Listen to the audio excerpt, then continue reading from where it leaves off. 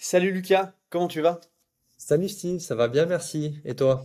Excellent, ça va super. Je suis super content de te recevoir sur le podcast. Ça faisait très longtemps qu'on avait dit qu'on faisait cet épisode sur la vente, le closing. Tu as énormément de choses à nous partager. Est-ce que tu pourrais te présenter rapidement? Ouais, bah merci pour l'introduction, Steve.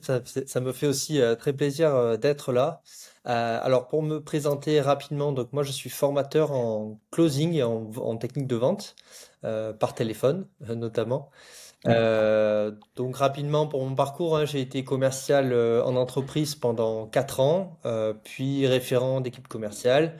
Ensuite, j'ai été à mon compte en tant que business developer pendant 2 ans où je travaillais Ok. essentiellement avec des startups et des entrepreneurs.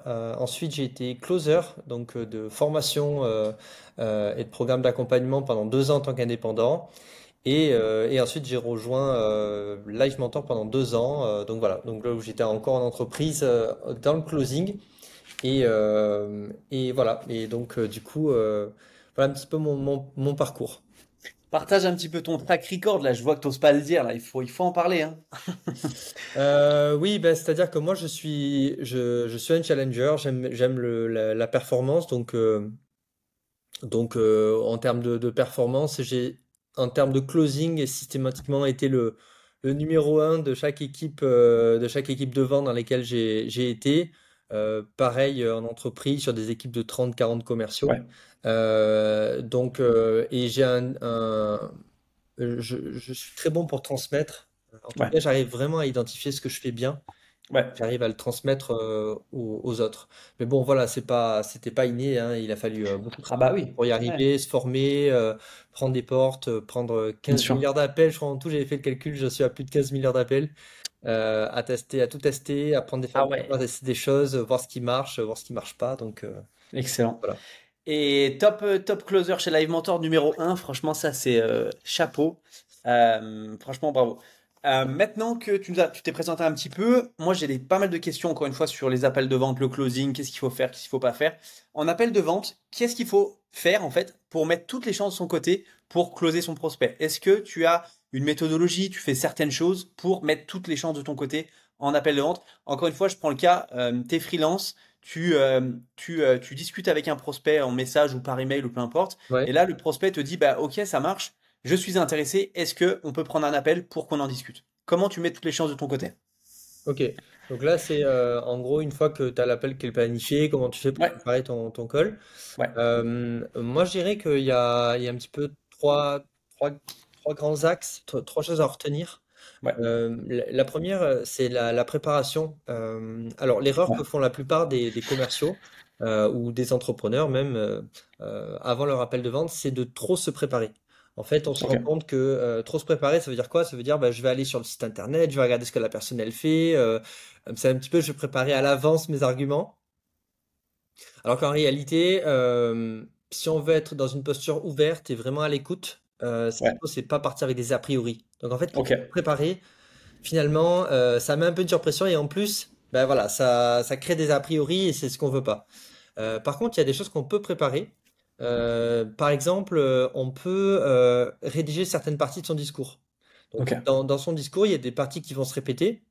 Par exemple, l'introduction de son appel, à peu près tout le temps la même chose. La partie présentation de son offre. Ouais. Et il y a des choses qu'on va pouvoir personnaliser en fonction de notre découverte, mais il y a des choses quand même qui reviennent. Et donc, plutôt que de faire du freestyle, Ouais. le plus efficace, comme un peu un acteur ou un homme politique, on va plutôt rédiger, penser à essayer de rédiger, mettre ses idées sur papier pour structurer de la manière dont on va présenter les choses. Donc, si on veut être performant, moi, ce que je conseille, c'est vraiment de rédiger à l'avance son introduction, sa présentation, et pour la partie découverte du besoin, plutôt que de rédiger à l'avance les questions, parce que du coup, ça, le problème, c'est que tu te retrouves en call et tu es là, tu lis tes questions et en même temps, tu es en train d'écouter la Tu personne. y ressens, ouais. Tu y ressens aussi, quoi. C'est pas trop agile. Donc, moi, ce que je conseille, c'est d'avoir vraiment une sorte de checklist, tu vois, des choses à vérifier, des éléments que tu vas aller chercher pendant ta phase de découverte. Ok. Euh, voilà.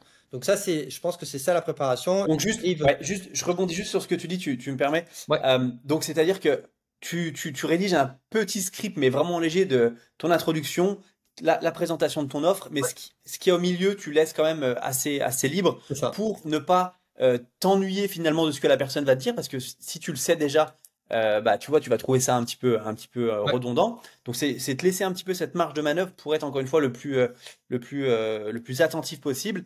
Et le fait de te créer ce script, ça t'évite aussi de partir dans tous les sens et d'avoir une trame pour pas voilà t'éparpiller quoi. En fait, ton prospect, il achète surtout ton niveau de certitude. Donc, si quand tu Ok. parles, tu commences à faire des des si, des là, Ouais, etc., que tu n'as pas un discours qui est clairement rodé, bah forcément, ça va pas être très efficace. ouais, Par contre, ce qu'on veut, c'est que vraiment sur la partie découverte, où tu vas poser tes questions pour essayer de diagnostiquer le problème de ton prospect, ben là, à cette étape-là, il faut que tu sois le plus agile possible.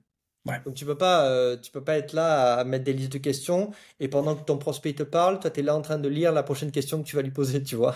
Sinon forcément t'es pas vraiment là en train de l'écouter. Ouais, Et là il faut que tu sois à 200% présent et là pour l'écouter. Par contre, ouais. il y a des éléments que tu vas avoir besoin d'aller chercher. Par exemple, tu vas vouloir peut-être connaître son budget, tu vas peut-être vouloir connaître le timing de quand est-ce qu'il veut démarrer, tu vas peut-être vouloir aller checker quelles sont ses motivations. Enfin, il y a un certain nombre de points à vérifier. Et donc, Ouais, plutôt que d'avoir, si tu veux, des questions euh, rédigées à l'avance, bah, plutôt une sorte de checklist, tu vois, ouais. des choses à vérifier. Ok. Hyper intéressant. Et dans un certain, moi, ce que je fais, c'est généralement, je les mets, il y a toujours aussi un enchaînement, un ordre dans lequel je vais poser ces questions, mais plutôt que de marquer la question, je vais plutôt essayer de marquer, par exemple, de laisser devant moi un mot, tu vois, qui me fait penser à ce que je veux savoir. Ok, je Ou de le comprends. marquer directement Ouais. et me laisser une petite case en dessous pour que je puisse prendre des notes de manière structurée. Ouais, ça t'évite d'être trop rigide, mais en même temps, ça te met un cadre et tu Ouais, sais dans quelle direction tu vas, quoi. et Ok. c'est exactement ça. C'est exactement ça. Et ça te permet en plus, quand tu vas prendre tes notes, d'avoir une prise de notes qui va être beaucoup plus en fait structurée. Et le Ok. fait d'avoir ça, ça va avoir des bénéfices au moment où toi tu vas argumenter ou au moment où tu vas essayer d'aider ton prospect à passer à l'action, comme sur Ouais. tes appels de suivi. Quand tu vas vouloir rappeler ton prospect pour faire un suivi, ben, tu vas pas perdre de temps à essayer de relire tes notes, à chercher partout, mais quand tu vas rappeler, tu vas tout de suite avoir en face de toi des notes ultra structurées de quel est son problème, quelles sont ses motivations, etc. Donc Ok. ça facilite aussi la prise de notes, le fait d'avoir. Hyper intéressant. Ok, trop cool. Quoi d'autre? Qu'est-ce que tu fais d'autre pour préparer tout ça, du Alors, coup? deuxième état d'esprit, ce dont je te parlais, c'est l'état d'esprit. En fait, l'idée, c'est d'arriver. Alors, je sais que quand on est freelance, quand on est entrepreneur, on a envie de vendre, et puis Ouais. c'est normal, et on peut se mettre un peu la pression par rapport à ça. Mais ce qu'il faut, c'est bah, vraiment poser les deux pieds au sol et être complètement détaché de la vente. En fait, étrangement, plus tu vas être détaché de la vente, plus tu vois, ben, tu vas donner envie finalement. Ouais. Donc, l'idée, en termes d'état d'esprit, c'est un petit peu de se conditionner Ouais. avant l'appel et se dire, voilà, moi ce que je veux, c'est servir mon client, servir mon prospect, que ce soit on travaille ensemble ou pas. Mais là, je m'enlève de l'équation, quoi. C'est-à-dire que moi, mon objectif, c'est de l'aider au mieux, de servir ses intérêts avant les miens. Et ce que je veux, c'est diagnostiquer le problème de mon prospect, lui apporter une solution plutôt, si tu veux, le plan d'action qui va ensuite nécessiter mon intervention. Mais voilà, l'idée c'est de vouloir aider son prospect, de se sortir un peu de l'équation et d'être vraiment détaché de la vente et d'être là en mode je vais poser un diagnostic et trouver quel est le problème et quelle est la solution. Et en fait, quand tu mets ton focus sur ça, ben, ton prospect il ressent ton intention Ouais. et tu apparais aussi comme un expert. Ouais. Donc c'est vraiment l'état d'esprit à avoir. Et puis après, le dernier point, c'est se remettre en question après chaque appel pour être capable ben voilà, d'optimiser ce que tu fais en fonction des feedbacks que tu as récoltés. Donc, c'est-à-dire que tu n'auras jamais ton premier call, il va forcément pas être top niveau, c'est Ouais. normal. En fait, c'est vraiment ce qu'il faut comprendre, c'est que c'est un process d'amélioration continue. Donc tu finis ton appel, et puis tu améliores. Bah, par exemple, on a vu tout à l'heure qu'il y a des parties qu'on rédigait. Ben voilà, tu peux te dire, ben tiens, peut-être que ça m'est sorti comme ça sur sur l'appel, plutôt que comme je l'avais écrit. Eh ben, j'optimise mon rédactionnel. Ouais. Ouais. Donc Ouais. Et on puis, améliore. Et pareil, si on a des objections particulières, on se demande ben, comment je peux anticiper mieux ces objections la fois prochaine, peut-être en ouais. posant des questions au niveau de ma découverte, etc.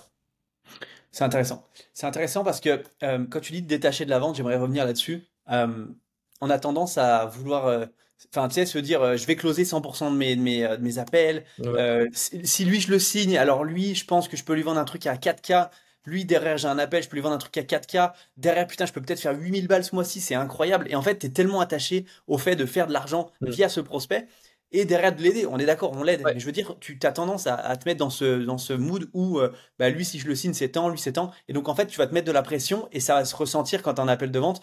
Le mec, il est là, ouais, ok, machin. Enfin, il te pose pas vraiment des questions, il est auto-centré, mm, il essaye pas comme tu dis, de faire le diagnostic. Et en fait, je pense que les prospects le ressentent ouais, quand tu essayes de pousser ta solution versus tu essaies de poser des questions. ouais. Poser des questions pour que le prospect s'auto-close un petit peu finalement versus ok, on attaque demain, ok, ça marche. Bah non, en fait, écoute déjà ce que j'ai besoin et dis-moi si tu es en capacité de m'aider. Donc, ouais, se détacher de la vente, c'est une bonne façon de voir les choses. Ouais.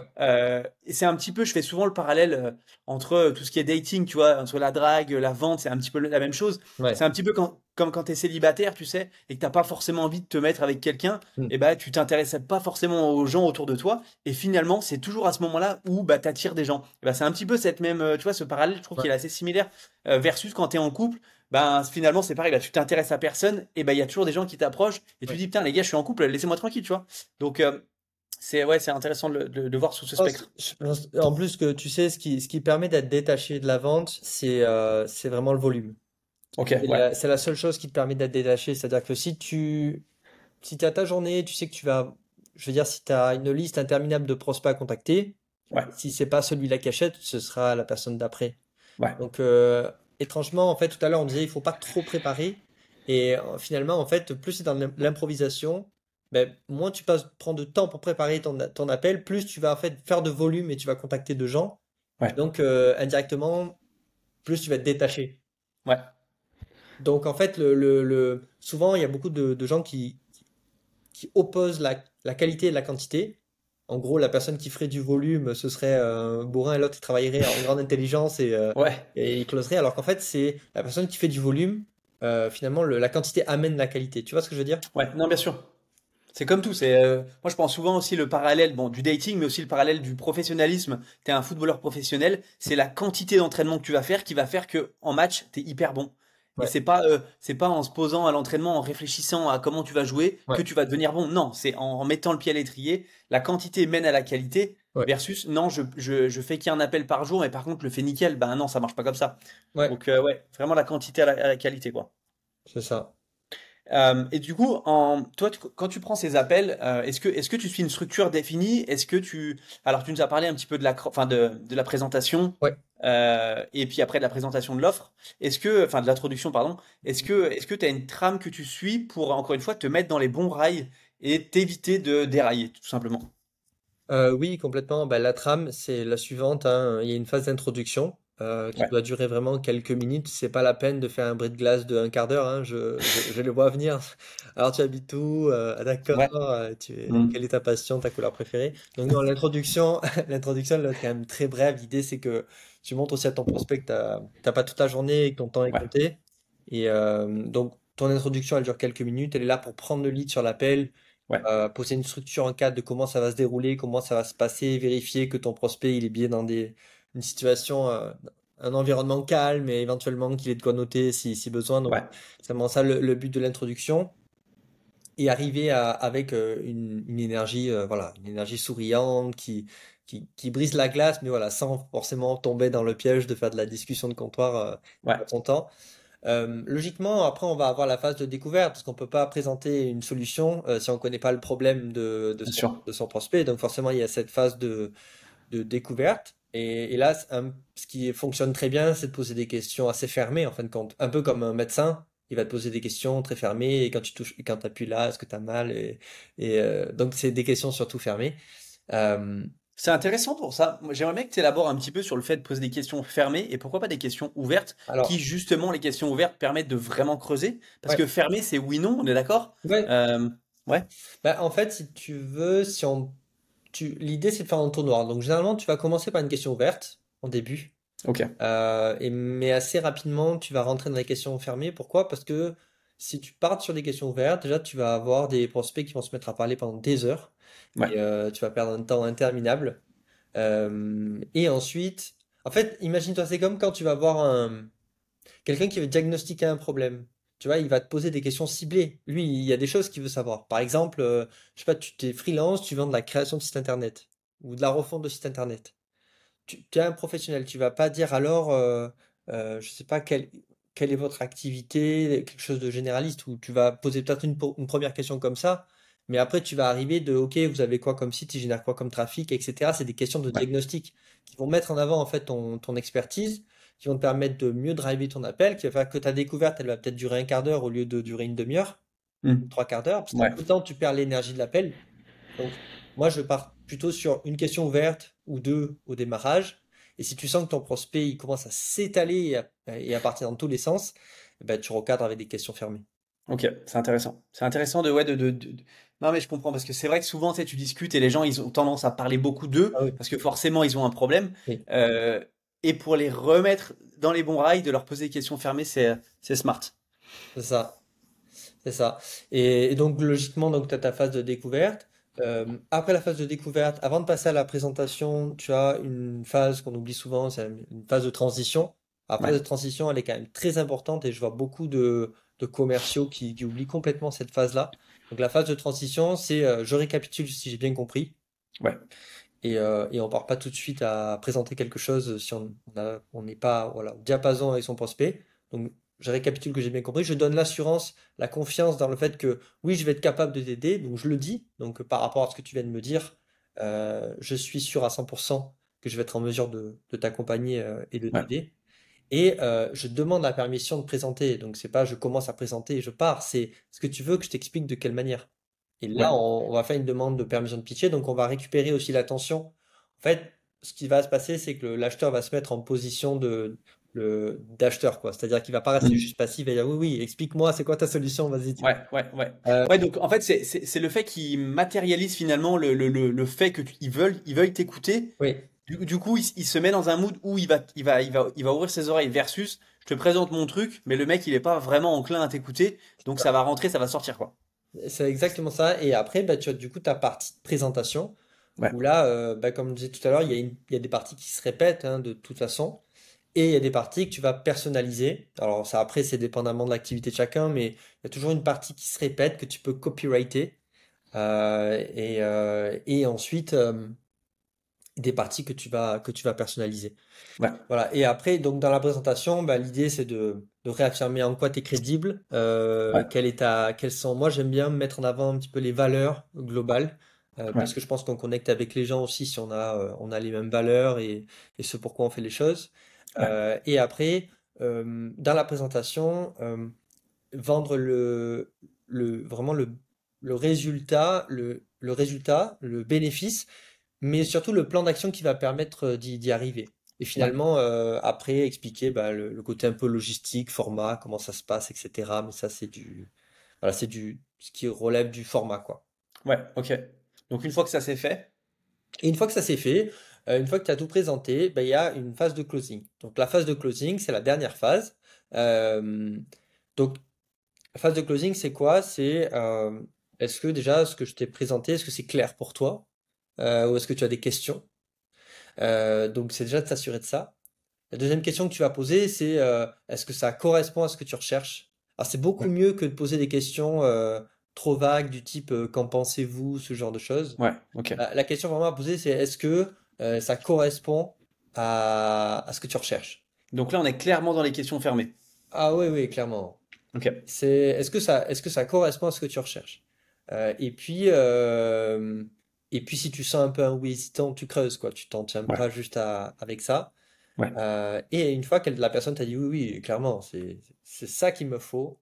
À partir de ce moment-là, tu peux aborder la question du prix et faire ouais, ton annonce de prix. ok.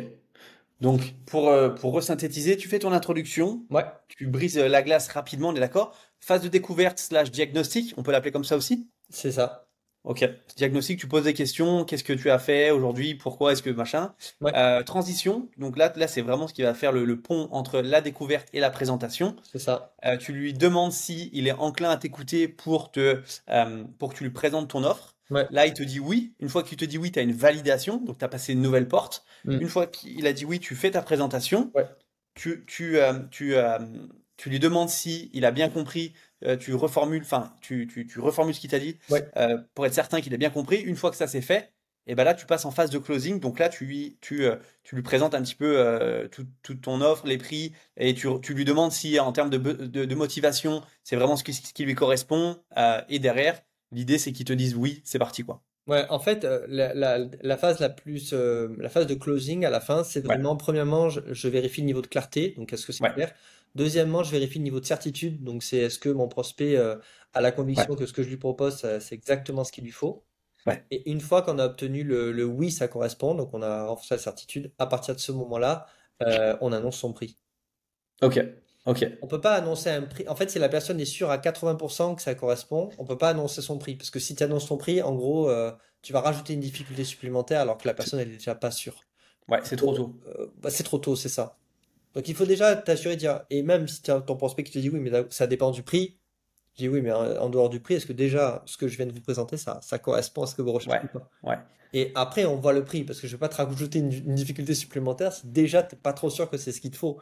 ouais. Tu vois, donc c'est vraiment, premièrement, clarté. Deuxièmement, je renforce la certitude. Troisième étape, j'annonce mon prix et je me tais. Bien sûr, il faut pas trop parler à cette étape. Pour ce qui est de la découverte, ce que tu dis tout à l'heure, c'est partie diagnostic. En Ouais, gros, la découverte, si vraiment je dois faire simple, il y a deux objectifs avec la découverte. Le premier, c'est de diagnostiquer, comme tu l'as dit, le problème de ton prospect. ouais, Et le deuxième objectif, c'est d'aller chercher les motivations de ton prospect. Parce que quand tu vas vouloir le faire passer à l'action, si t'as pas les éléments ouais. motivationnels, tu vas pas y arriver, quoi. Tu vois, il Puis va... tu vas pas pouvoir rejouer sur ce qu'il t'a dit. C'est S'il ça. vient te dire, bah oui, j'aimerais augmenter le trafic de ma boutique e-commerce, ok, intéressant. Et puis si en phase de closing, tu lui reposes la question, enfin tu lui dis ton prix et que tu dis oui, mais je croyais que tu voulais augmenter ta phase de, enfin tu voulais Ouais, augmenter. Donc il y a aussi un biais de confirmation, c'est-à-dire que tu t'es engagé et d'engagement. Tu t'es engagé sur le fait que tu veux faire ça. Maintenant, je te propose cette solution. Est-ce que c'est bien ça, quoi? c'est ça. Et moi, en fait, ce que je fais, c'est que si tu veux, dans la partie découverte, je vais commencer par des questions de diagnostic. Parce que bon, au début, ça permet de créer un contexte, etc.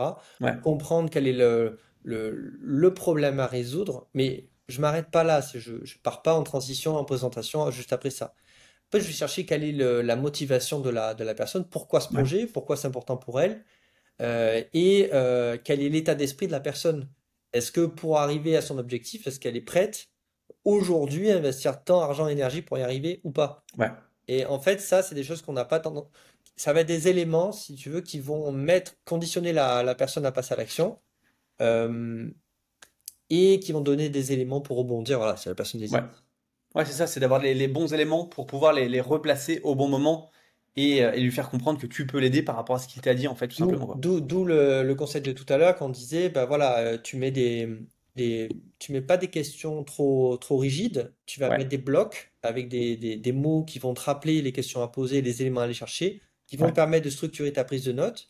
Et comme pendant l'appel, tu vas être capable de prendre des notes vraiment très structurées, en fin ouais, d'appel, vas avoir sous les yeux tout ce que t'as dit ton prospect et tu vas pouvoir dire, OK, là il hésite à passer à l'action. J'ai mon bloc, par exemple, motivation. J'ai écrit tout ce qu'il m'a dit par rapport à ça et je peux ressortir les mots qu'il a employés intéressant. pour l'aider à se réaliser. Ouais, excellent. Maintenant, j'aimerais qu'on passe aux choses qu'il faut absolument éviter quand on fait un appel comme ça, parce que j'imagine que Ouais, on peut faire énormément d'erreurs qui peuvent derrière nous coûter finalement le deal, tu vois. ouais, Donc, est-ce que toi, tu vois des choses qu'il faut absolument éviter? ouais, complètement. Souvent, ben, ça rejoint un peu ce qu'on vient de dire, hein, mais il y a souvent un manque de diagnostic, c'est-à-dire Ouais, qu'on passe très vite sur le. En fait, on sent vraiment qu'il y a quelqu'un qui a vraiment envie de comprendre quel est le problème et quelqu'un qui, ouais, qui, qui a tendance à parler trop vite et à conseiller son prospect beaucoup trop tôt. Je m'assure d'avoir bien compris et je pose vraiment des questions. Donc, c'est argumenter trop tôt. L'autre erreur que je vois souvent, c'est de trop parler. Donc, vraiment, il y a un truc à retenir, c'est que ton prospect, en fait, quand tu parles, lui, il est passif. Donc là, le seul argument qu'il va retenir, c'est celui qu'il aura trouvé de lui-même, tout seul. ouais, Et pour qu'il trouve un argument pour lui faire verbaliser quelque chose, plutôt que de faire une affirmation, tourne ton affirmation en question. Quand tu vas lui poser une question, tu vas le faire réfléchir Et là, Ouais, du coup, c'est là où tu apportes un maximum de valeur et il va se rappeler de ça. Donc, trop parler, c'est un peu une erreur. Quand il y a quelqu'un qui est pas sur la bonne voie, pose-lui des questions. Alors, des fois, tu fais un peu des affirmations aussi pour le mettre sur la bonne voie, mais ouais, pose-lui des questions, il va se faire la réponse. Il va dire, OK, cette personne m'a bien coaché aussi. Donc, ouais. J'aimerais juste rebondir sur ce que tu dis. Moi, j'accompagne des freelances et je vois aussi le problème de oui, mais en appel de vente, il faut pas trop parler. Et tu sais, enfin, ce que tu dis, c'est qu'il faut pas trop parler, il faut laisser la personne parler. Mais d'un côté, tu sais, la personne se dit oui, mais j'ose pas parler parce que voilà, c'est ce que tu m'as dit. Mais en même temps, si tu parles pas, la personne va se dire ouais, mais elle est passive en fait et elle prend pas le lead. Donc tu vois, il y a vraiment le juste milieu à trouver entre je prends le lead, c'est moi qui dirige l'appel et je ne parle pas trop, versus enfin, je fais que parler et ça saoule l'autre. Donc il faut vraiment comprendre que quand tu prends le lead d'une conversation, ça veut dire surtout poser des questions et rebondir sur hmm. ce que la personne t'a dit. C'est pas soit t'es passif, tu te tais, tu laisses la personne parler parce qu'on t'a dit bêtement de pas parler. Non, c'est il faut prendre le lead tout en posant des questions, mais en se fermant sa bouche, quoi. Ouais, c'est ça. En fait, globalement, ce qu'il faut pas faire, c'est plutôt essayer de commencer à présenter Ouais, ou à conseiller avant d'avoir terminé ta phase de diagnostic. Donc, dans la première partie où tu es en phase de découverte, là, par contre, il faut vraiment que tu écoutes, que tu poses des questions ciblées, que tu sois dans un mode d'investigation pour essayer de diagnostiquer d'où vient le problème. Et après, par contre, quand tu présentes, ben oui, forcément, il faut présenter. Après, quand tu coaches ton prospect en lui posant des questions pour que lui-même se fasse la réflexion d'eux, ouais, et ben forcément, tu vas lui poser une question, mais peut-être que tu vas te sentir que ton prospect il part complètement dans ouais, une mauvaise bien direction. sûr. Ouais, Donc forcément, tu vas pas non plus y passer 3 heures. Donc ouais. l'idée, c'est de l'aider un petit peu et de Hmm, prendre la parole, de jauger quand est-ce que bien sûr. c'est utile. Ok, donc manque de diagnostic, trop parler, Trop qu'est-ce que tu as d'autre? parler, perdre l'adhésion de son prospect en cours de route, Ouais, ça je le vois souvent. Alors, en plus, des fois, on perd une demi-heure parce que, mais en fait, le prospect, on l'a perdu dès le début de l'appel. On a dit quelque chose avec quoi il n'était pas d'accord. Et ouais. donc, bah, après, c'est perdu. Donc, faire des étapes intermédiaires OK, est-ce que c'est clair pour toi? Est-ce que tu es d'accord Le avec check. ça? De check, ouais, c'est ça, faire des checks. Ouais, Surtout ok. dans la phase de transition, donc de fait, on en fait une, on en refait une à la fin, mais je trouve ça bien d'en refaire aussi au milieu de sa présentation et voire de faire un peu de reformulation aussi dans sa partie Ouais, découverte. Et après, le sujet passionnant, c'est le manque de combativité, où on a tendance à laisser repartir son prospect qui dit vouloir réfléchir plutôt que de ouais, continuer la conversation, de peur d'être un gros lourdeau. Donc ça aussi, c'est une erreur, hein. L'idée, c'est ouais, d'aider son prospect à passer à l'action. Mais vu qu'il a dit euh, qu'il était motivé, et pourquoi il est motivé, et ce qui le motive, ben, ouais, l'idée c'est de le réaligner entre ce qu'il a dit et ce qu'il fait. Et ouais. de ne pas hésiter à creuser. Ouais, parce que souvent, si la personne part, comme tu dis, et qu'elle dit, ouais, faut que j'en parle à ma femme, ou faut que je réfléchisse, ou machin, il y a souvent Ouais, il y a un souci sous-jacent, en fait, et c'est là qu'il faut aller creuser pour lever enfin, lever un peu ses objections, ouais, enfin, ouais, ses problèmes, et derrière comprendre quel est le réel problème pour lui apporter une réelle solution, en fait. c'est ça. La meilleure approche, tu as pris l'exemple de, bah écoute, je sais pas, il faut que j'en discute avec ma femme, etc. Mhm. Tout à l'heure, on a parlé un peu ce processus d'amélioration continue, de je me remets en Ouais, question après chaque appel et je me demande comment j'aurais pu anticiper ça. Ben pareil, si tu te retrouves avec ce type d'objection, peut-être que l'appel d'après, dans ta découverte, tu vas dire, voilà, ok, ton problème c'est ça. Est-ce que si je te propose un programme d'accompagnement qui te convient, avec lequel tu souhaites avancer, est-ce qu'aujourd'hui tu es en mesure de prendre une décision ou est-ce que tu as besoin d'en discuter avec ta femme? ouais, Ou un conjoint ou un associé, par exemple? ouais, Une personne a plusieurs associés et donc ça permet d'anticiper cette objection. Peut-être que tu vas reprogrammer l'appel, peut-être pas. Mais en tout cas, s'il te sort tu sais que ce sera pas du bullshit ou tu seras en connaissance de cause, quoi. Un peu ouais, plus. carrément. Euh, ouais. Hyper Ok, intéressant. Maintenant, j'aimerais que tu me parles un petit peu de toutes tes ressources pour monter en compétences en vente, en closing. Euh, est-ce que tu trois ressources enfin, qui t'ont permis ou que tu conseilles toujours? Quand je te dis des ressources, ça peut être des livres, des formations, des personnes à suivre, des chaînes YouTube, peu importe. Est-ce Oui. que tu as trois ressources hyper intéressantes? Alors, à part moi-même, bien sûr, non, moi, les ouvrages qui m'ont le plus fait avancer dans la vente, étrangement, c'est pas toujours des bouquins sur la vente. Ok, C'est souvent plus lié à de la communication ou dans les ouais, relations humaines ou lié à la psychologie. Moi, il y a un livre que j'ai bien aimé, c'est celui de Anne Guibert qui s'appelle La manipulation de 35 leçons. Alors, dans le bon sens du terme, l'idée, c'est de ne pas se faire manipuler. Mais ok, du coup, on apprend, on apprend à communiquer en fait avec les gens et de la bonne manière. Donc j'ai trouvé que c'était assez, ok. c'est un bouquin qui m'a beaucoup aidé. Comment se faire des amis de Dale Carnegie, pareil, on commence à Un s'intéresser à ça. classique. C'est vraiment un grand classique. Ouais, Mais, euh, mais voilà, après, je trouve que c'est, de manière générale, hein, c'est bien c'est important de se former et c'est ouais, aussi important de se laisser le temps de digérer les choses et de les mettre en pratique soi-même. bien sûr. Donc je pense qu'il faut peut-être voilà, 5% de formation, 10% de formation et surtout 90% de mise en pratique parce que chacun aussi a sa manière de faire. Et ce qui est important, c'est d'entendre. Enfin, quand tu as un prospect, je sais pas toi, mais moi, quand j'appelle un commercial, j'ai envie d'entendre la personne, la vraie personne au bout du fil et pas un commercial qui essaie d'en imiter un autre. Donc, Ouais, ouais. Non, c'est d'être humain, non, non, c'est clair. Donc, je résume. Anne Guibert, la manipulation, ouais, pardon, en en 35 35 leçons. leçons, je trouve ça top comme bouquin. Comment se faire des amis de Dale Carnegie. Ouais, et une troisième ressource, du coup. Ta Euh, formation, c'est ça que tu disais, ta formation. Et puis ma formation, non, mais franchement, en vrai, si c'est pour du closing, j'ai vraiment, Ok, je pense non, mais c'est avoir un truc, enfin, en béton pour ça. Non, mais t'as raison, c'est cool, hein, c'est cool. Écoute, je mettrai le lien de ta formation en bio de l'épisode, donc avec grand plaisir. Trop cool. Ensuite, dernière question. Ouais, Quelles sont les trois choses que pour toi doit faire un freelance pour trouver des clients le plus rapidement possible? ok. Alors, pour moi, la priorité, c'est déjà de se rendre visible. Ouais, Donc, se rendre visible, les plateformes en priorité. Je trouve que c'est un bon moyen, en tout cas, de trouver ses premiers clients. Alors, l'idée, c'est pas d'être dépendant des différentes plateformes. ouais, L'idée, c'est de développer, bien sûr, son marketing en parallèle, hein. Mais je trouve que les plateformes sont quand même bons moyens. En tout cas, je sais que pour moi, personnellement, quand je me suis lancé en freelance, c'est ce qui m'a vraiment ouais. énormément aidé. Euh, Ensuite, contacter son propre réseau, parce que des fois, on a des personnes qui en connaissent d'autres. Carrément. Ça, c'est sous-coté, hein. Ça, c'est sous-coté. Ouais, sous-côté à fond. Ouais, Euh, donc, contacter mettre au courant déjà de son entourage de ce qu'on fait bien sûr. et le fait qu'on est en recherche et d'expliquer clairement qu'est-ce qu'on recherche aussi. Parce que Ouais. les gens de son entourage, ils peuvent ne pas être au courant de qu'est-ce qu'on recherche.